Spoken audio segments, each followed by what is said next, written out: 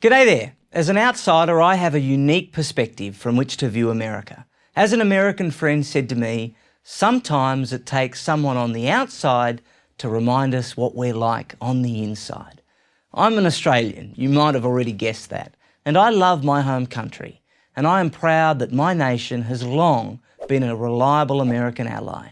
But I know that Australia is not America, and that my country has not achieved what America has achieved.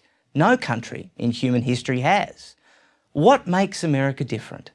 There are many answers, but start with one you might not have thought of. Most people think America is all about success. I see it a little differently.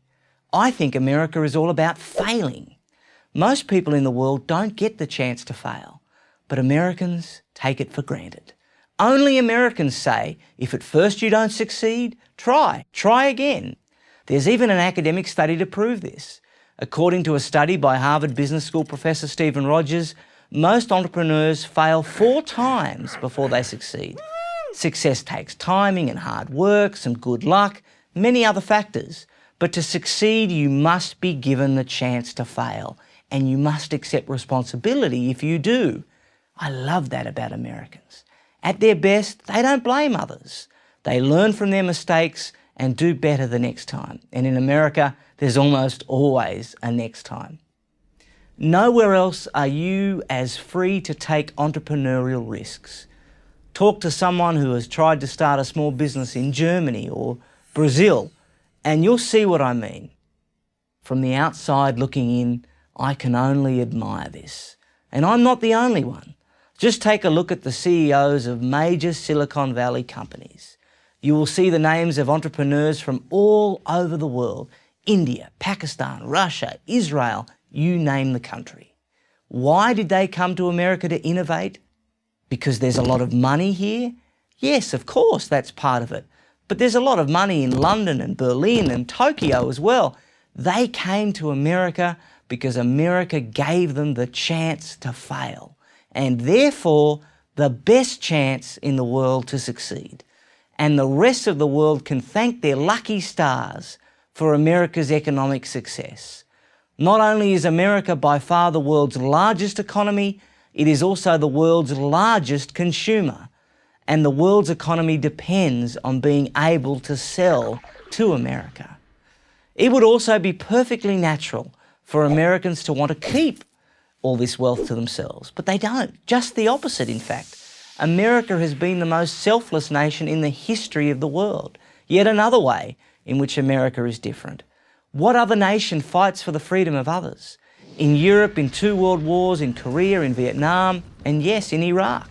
In all those wars, America had very little or nothing to gain economically. Whenever there is a humanitarian crisis anywhere in the world, Haiti after a hurricane, Indonesia after a tsunami, who is the first to rush aid to these places?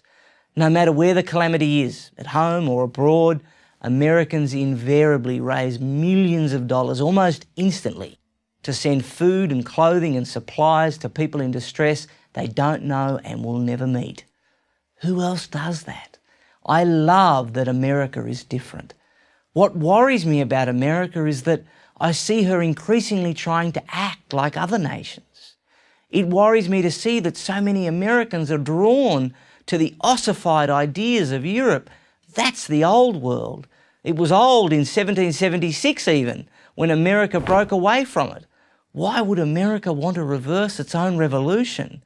Why would Americans want to follow the economic and social model of a continent that they can see is failing economically and socially?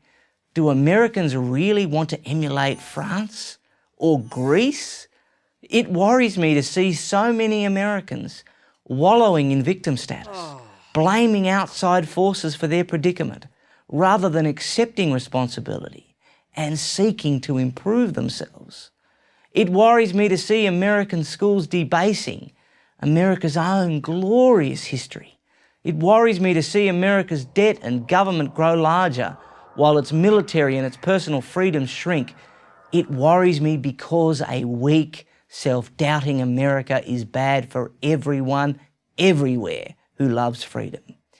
But these worries never last long. Because each time I visit America, I encounter a people who are confident, competitive, courageous, faithful, idealistic, innovative, inspirational, charitable, and optimistic. It's like no other place in the world. I pray it stays that way. I'm Nick Adams for Prager University. Join Prager University. Click here to subscribe to our YouTube channel. Click here to sign up for free at PragerU.com for quizzes, contests, and prizes.